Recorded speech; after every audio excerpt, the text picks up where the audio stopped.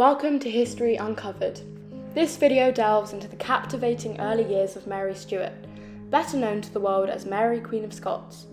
Born into a legacy of power and tragedy, Mary's formative years from birth to age 18 were nothing short of extraordinary.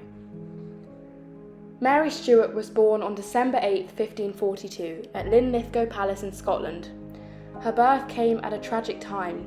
Just 6 days earlier, her father, King James V of Scotland, had died.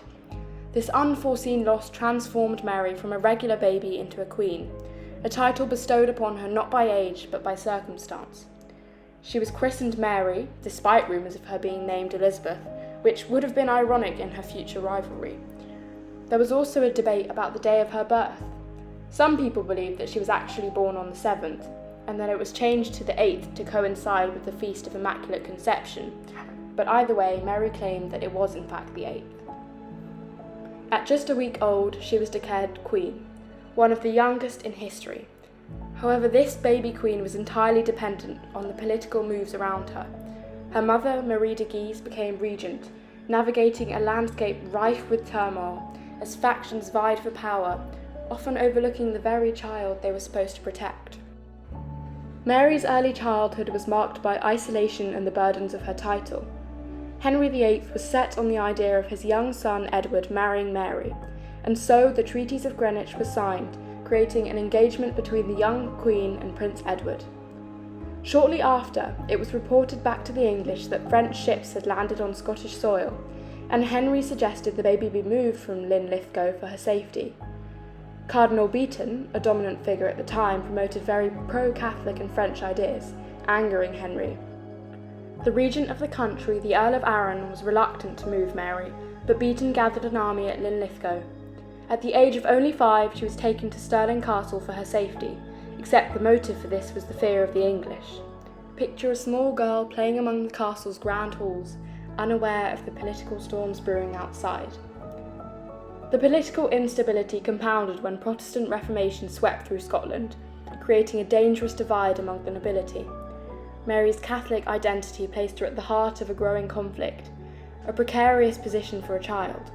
During this time, Henry VIII stopped trying to woo the Scots with gifts and resorted to violence to try and gain an engagement between the two royals. It was the French that sent troops to aid the Scots. In 1547, at the age of 5, Mary was sent to France for her safety. This decision was both a protective measure and a strategic alliance. King Henry II of France aimed to solidify ties with Scotland by marrying his son, Francis, to Mary. Mary was accompanied to France with 2 illegitimate half-brothers and 4 ladies-in-waiting, all named Mary: Mary Beaton, Seaton, Livingston and Fleming. Once in France, Mary flourished.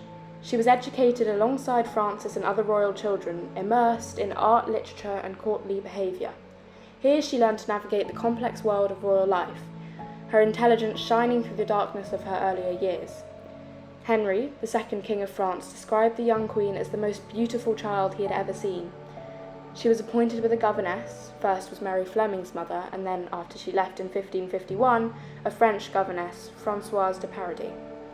She learned to play the lute, was taught French, Italian, Latin, Greek and Spanish, as well as Scots, her first language, and in addition to this she gained many other skills. Her future sister-in-law, Elizabeth de Valois, was a close friend of hers, and they spent lots of time together. She was loved by everyone at court except from Catherine de Medici, Henry's wife and her future mother-in-law. Mary was always described as very pretty, the only issue being smallpox that she caught in childhood, but it never left a mark on her. By 15, she had reached the height of 180 centimetres or 5'11", which was really unusual for anyone at that time, let alone now.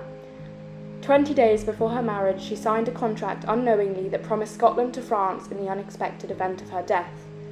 Mary married Francis on April 24, 1558, at the Notre Dame Cathedral in Paris, becoming Queen Consort of France at just 15. This was a great moment of joy, a potential turning point for both her personal life and her political future. Together, they embodied a union that could bring peace between Scotland and France. Did you know that Mary even changed a long-standing tradition? In France, white was seen as the typical colour of mourning, Yet the young queen wore this on her wedding dress as she felt it complemented her features better. And it did. It was well received by the French, and in the end, the courtier Pierre de Brantôme described her as 100 times more beautiful than a goddess of heaven. Her person alone was worth a kingdom. The halls of French court dazzled with celebrations, and Mary seemed to have found a path forward. Yet fate had other plans. In November 1558, Mary I of England died, and the Act of Succession passed the throne to her younger sister Elizabeth. The Act left out the Stuarts, though many believed that Elizabeth was illegitimate, and that the Catholic Mary Stuart should be on the throne because of her grandmother being Margaret Tudor, Henry VIII's sister.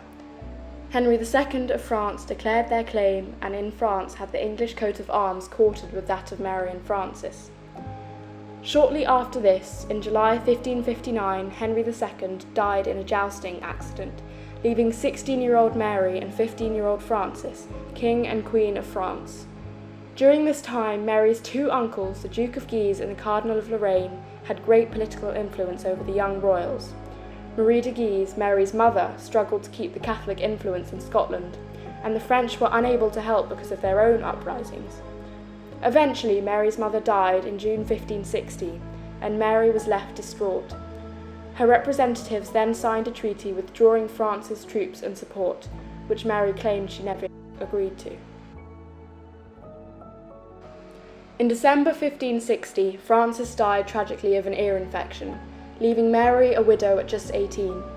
The young queen, still navigating her grief, faced her most significant challenge yet: her future and her identity as a leader without her beloved husband. The loss of Francis brought upon her a wave of uncertainty. She was still a queen, a Catholic queen, amid a Protestant uprising in both France and Scotland, which only added complexity to her situation.